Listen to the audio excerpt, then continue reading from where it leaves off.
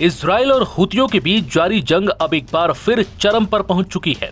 हूतियों के लगातार हमलों ने अब इजराइल की टेंशन को बढ़ा दिया है।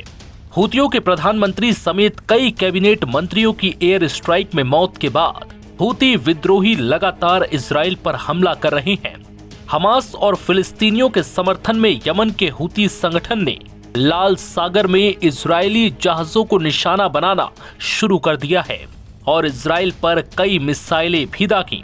सूत्रों के मुताबिक इन हमलों में इजराइल को भारी नुकसान हुआ।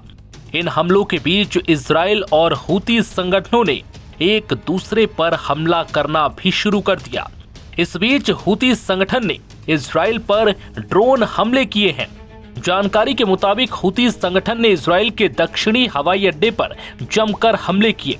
इस हमले का खौफ कुछ ऐसा था कि इजराइल को अपना एयर स्पेस बंद करना पड़ा, साथ ही सभी उड़ानों को भी रोक दिया गया। इजरायली सेना ने कहा कि हूती संगठन ने कई ड्रोन हमले किए थे। इनमें कुछ ड्रोन को इजराइल के बाहर ही मार दिया गया, जबकि कुछ ड्रोन दक्षिणी इजरायली शहर एलात के पास रेमन अंतर्राष्ट्रीय हवाई अड्डे के पास गिरे हैं।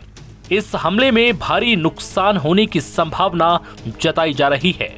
न्यूज वेबसाइट वाईनेट ने सेना के हवाले से कहा कि वो एयरपोर्ट पर एक ड्रोन दुर्घटना की रिपोर्ट की जांच कर रहा है। सेना ने कहा है कि घटना की समीक्षा की जा रही है। इजराइल की एयरपोर्ट अथॉरिटी ने बताया कि यमन की तरफ से एयरपोर्ट पर ड्रोन दागे गए हैं। इससे पहले भी हूती संगठनों ने इजराइल पर मिसाइल हमले किए थे। मई में एक हूती मिसाइल इजराइल के मुख्य हवाई अड्डे के पास गिरी थी, जिससे इजराइल को भारी नुकसान हुआ था।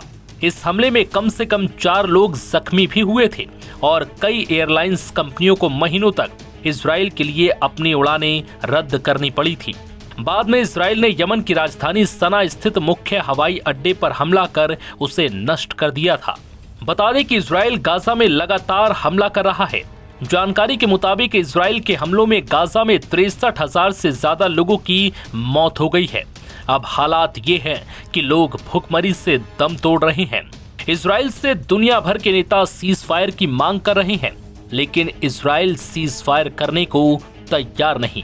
इस बीच इजरायली सेना ने शनिवार को गाजा शहर में एक 15 मंजिला आवासीय टावर को ध्वस्त किया था और उससे भी पहले उसने पूरे क्षेत्र में अपने बढ़त सैन्य अभियान के तहत एक अन्य ऊंची इमारत को ध्वस्त किया था। गाजा के निवासियों ने शिन्हुआ समाचार एजेंसी को बताया कि इजरायली लड़ाकू विमानों ने गाजा शहर के पश्चिमी भाग में स्थित अल सूसी टावर पर लगातार कई मिसाइलें दागी, जिससे वो कुछ मिनटों में ही मलबे में तब्दील हो गया।